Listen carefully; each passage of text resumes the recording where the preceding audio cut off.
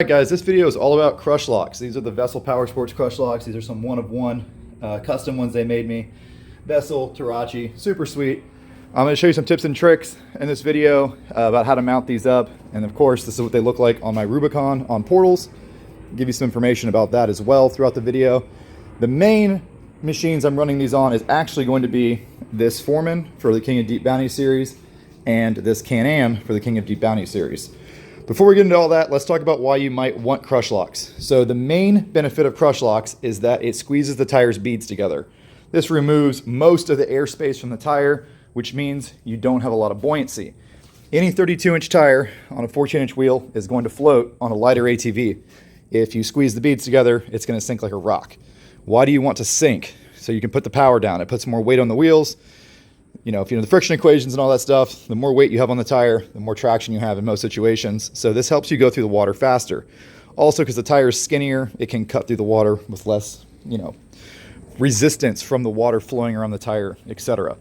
Now, it is worth noting that there are some downsides with Crushlox. They are not for everyone. They do impact handling because the top of the tire ends up very round. It does get the tire a little taller, but that roundness means you have less contact patch on the trail. And also with Crushlox, you can't air up the tire, so it can make the tire kind of floppy, which can also reduce handling and steering and things like that. With a heavy-duty tire like this on a fairly lightweight machine, they work just fine. But I don't really recommend trail riding them for most people. It's more of a deep water crossing type thing, a racing thing. Yeah. Also, as far as like the tire construction is concerned, I think every tire out there, if you put it on Crushlox, you do void your tire's structural warranty. And that's because you can't put air in it, so you have to run 0 PSI, and the tire is not being supported. It's being flopped around a lot, so it's very, very hard on the tire, especially if you put these on a heavier vehicle like a Can-Am or a side-by-side and you try to trail ride them. It's brutal. Okay, all that being said, they are a great mod for guys that like to go deep constantly. Your machine will be very stable. It won't be tipping over and stuff. You keep the front end down, and you can go through deeper water than anything else with Crushlox. Main reason I did them again is for the King of Deep Bounty series.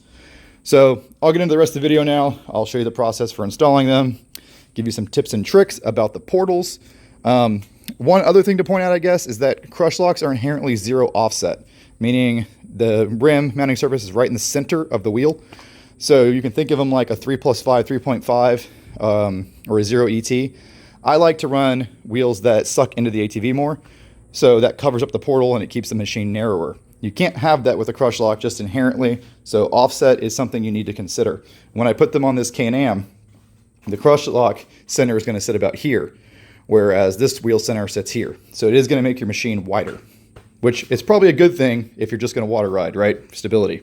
And of course, you will be seeing these Crushlocks on these vehicles in future videos. I wanted to do that before this video, but I need to get the video out, and I don't feel like swapping tires around because I'm about to start loading up for the King of Deep event at Top Trails New Year weekend. So running out of time, so I'm posting it with the footage I have because I'm getting a lot of questions on this and I want to answer those questions.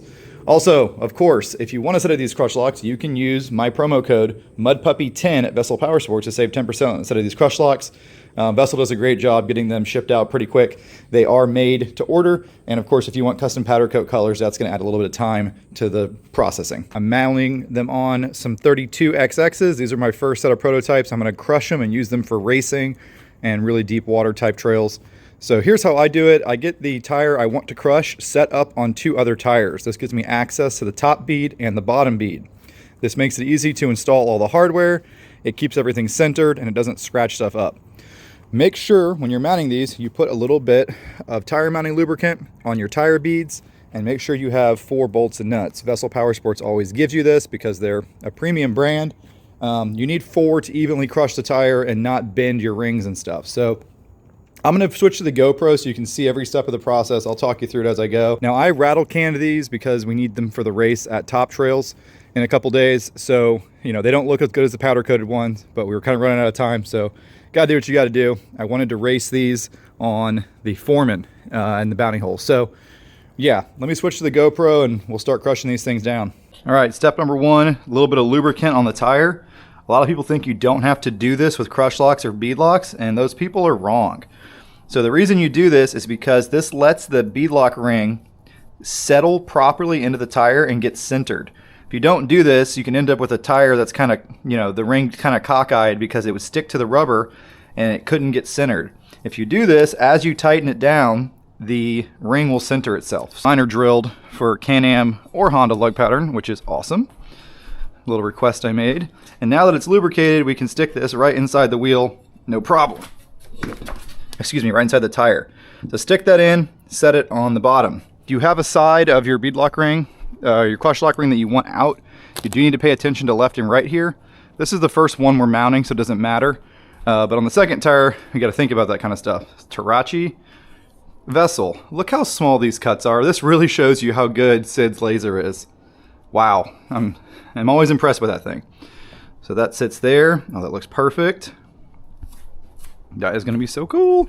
And then my rear rings are a little simpler looking because they don't have the vessel Terache on them, so you got to be aware of that. So we're gonna get some bolts ready. These two bolts at the bottom, it's good to lock these together so you're not fighting with it. And then washers go on both sides, a little bit of lubricant. So let's grab the tools we need to do the crushing process. The clutch adjuster on the Honda four-wheelers. Hold that. That. Lock those together real good. Alrighty. Need some 3-in-1 oil for the threads of the all thread. So I'm gonna turn the camera off here, but all I'm gonna do is the same process. I'm gonna lock these bolts, these two nuts against each other, and lubricate everything. Just a few drops down it will keep it all nice and lubrous. Got our all thread set up. Now you're gonna drop it through, line up the holes, washer and the double nuts on top. So we're just going to put 2 of these in for now across from each other, and that'll let us start to get everything set up. You've got your 2 pieces of all thread through there, you've got your 2 bolts and your 2 nuts here. Grab your back ring, put the prettiest side out even though it's on the back and you can't see it. And now you got to reach underneath here and thread this through, up against the bead. Alright, so everything's started by hand. Now we're ready to use a 1/4-inch impact and a wrench to do the crushing. Because we're doing this, the tire, you know, parallel to the ground, everything kind of centers itself. We got lubricant on there, that's going to help everything center. And this is the easiest way to do it, because if you have it standing up, you're constantly trying to keep it from falling down and stuff. It's a hassle. So I recommend doing it this way. Do whatever you want. So I put the wrench on the bottom nut, impact on the top nut, and start crushing them down. I like to crush a little bit at a time like that, just like you see there, and then keeps everything nice and even, and you don't end up bending your rings. Because the center ring is really thick, it's 6 mil. These outer rings are slightly thinner, as they should be to save weight, so you don't want to go crazy and overdo one bolt. You kind of want to go back and forth. I mean, you can see it's crushing very nicely. And then we'll go to here.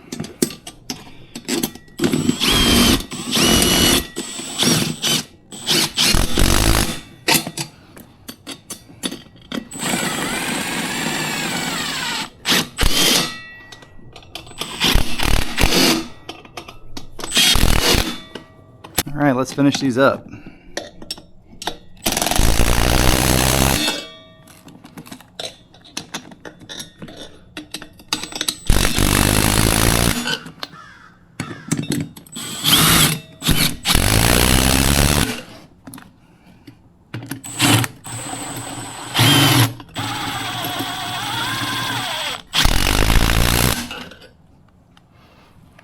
There it is, guys. It is ready to put all the other bolts in. So now once you get it to this point, there's enough tension on everything where you can stand it up and take a look at your finished product. Looks pretty badass. All right, so we got most of the hardware in there hand tight. The way I do this is I use a ratchet and a socket to go on the front side of the bolt so I don't scratch up the wheel with a wrench. And then on the back side, hit it with my 1/4-inch impact. And this isn't super crucial. Some people go in a circle, some people do a star or whatever. As long as everything's lubricated good, this doesn't matter all that much, and you don't need to go crazy tight. So just start, I do a star for the first couple, then I go in a circle. That's all you need right there. just far enough to get it tight and get the locking feature on the bolt start to engage. The reason I don't go any tighter than that is because you don't need it. The tire is going to be sealed good just like that, and you don't have to worry about bending your beadlock rings if you don't go overkill. SID gives you really big hardware, and there's so many bolts you don't need to go super tight. And of course, to heighten the back side so you don't tear up the powder coat on the front side. In other words, spin the nut, not the bolt.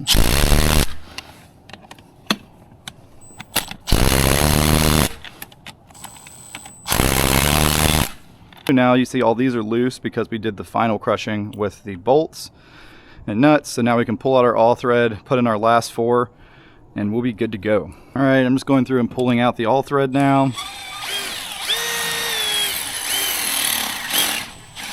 Everything's nice and lubricated, so it goes really smooth.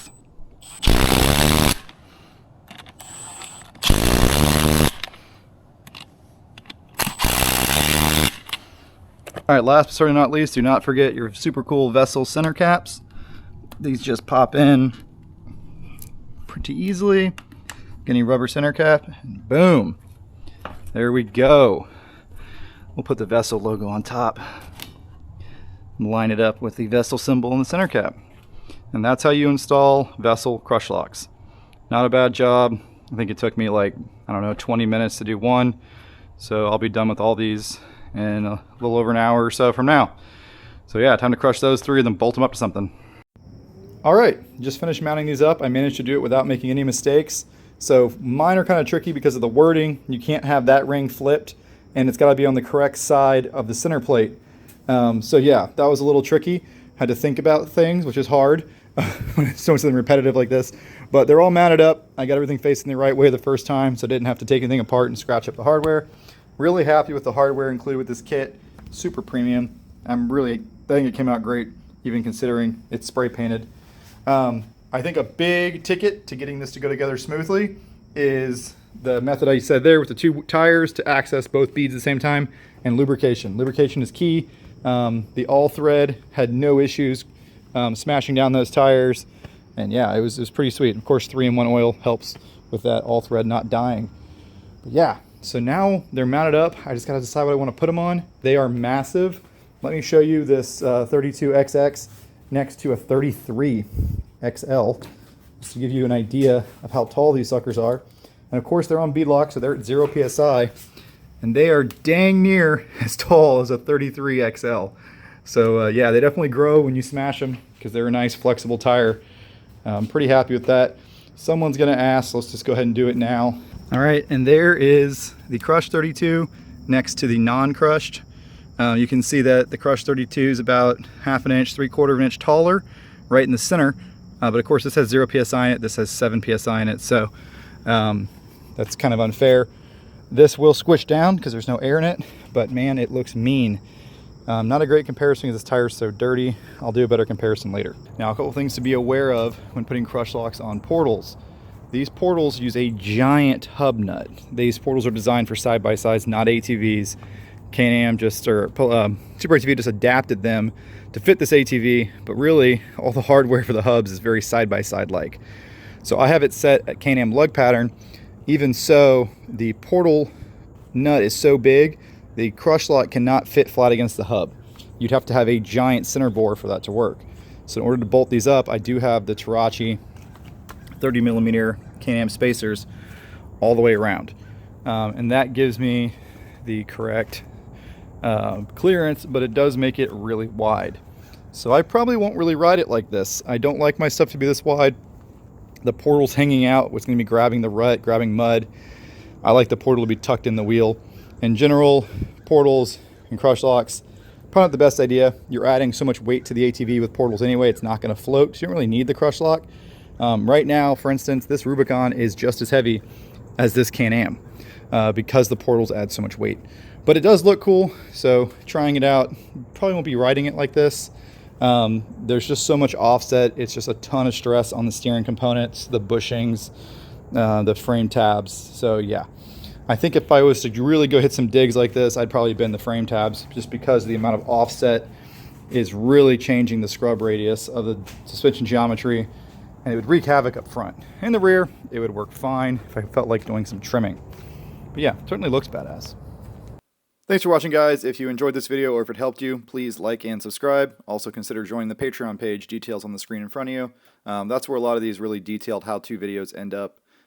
This one is obviously a promo for Vessel, so it's getting posted on YouTube.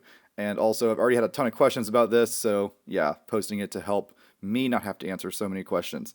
But yeah, hopefully it's useful for you guys. Happy holidays, Happy New Year, and I'll see you guys out on the trails at Top Trails in a few days.